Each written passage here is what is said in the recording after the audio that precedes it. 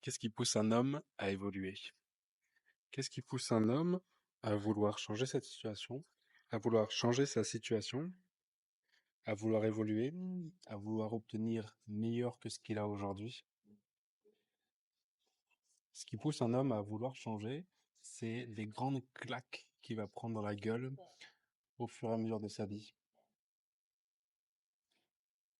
Une personne qui a toujours eu ce qu'elle voulait, qui n'a pas été confrontée à des difficultés, c'est une personne qui n'aura pas appris à faire les efforts, à travailler pour obtenir ce qu'elle veut. Et il y a beaucoup de, bah, tu peux le voir, il y a beaucoup d'enfants de stars ou de personnes qui ont hérité de fortune familiale, qui, si elles ne sont pas cadrées, vont faire n'importe quoi. Et tu as beaucoup de personnes riches qui envoient leurs enfants dans des écoles très dures, très strictes, avec des pensionnats, des choses comme ça, parce que c'est justement la difficulté que les personnes vont rencontrer qui va les forger, qui va forger leur caractère.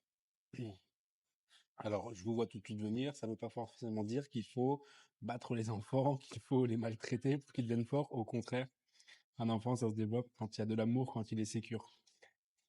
Et justement, c'est parce qu'il est aimé et parce qu'il est sécure qu'il a la force, qu'il a la volonté d'affronter les choses, tout en sachant pertinemment que si jamais il est en difficulté, il pourra trouver de l'aide, il pourra être aidé.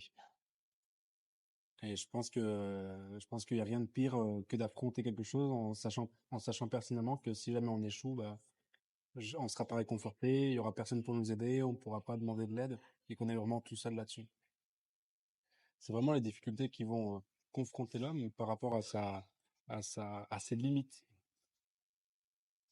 Et c'est une grosse différence entre les hommes et les femmes, puisque les hommes sont confrontés assez rapidement à leurs limites, dans le sens où très rapidement, il va falloir qu'ils acquièrent par eux-mêmes leurs objets de jouissance et personne ne leur donnera à leur place. C'est pas parce ils ont une belle gueule qu'on va leur donner.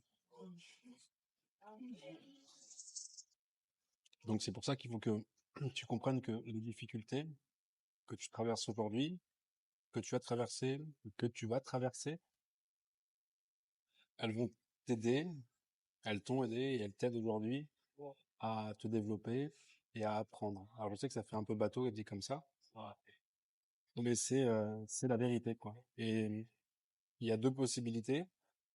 Et c'est même pas une question de choix parce que je pense qu'on ne choisit pas ces comportements.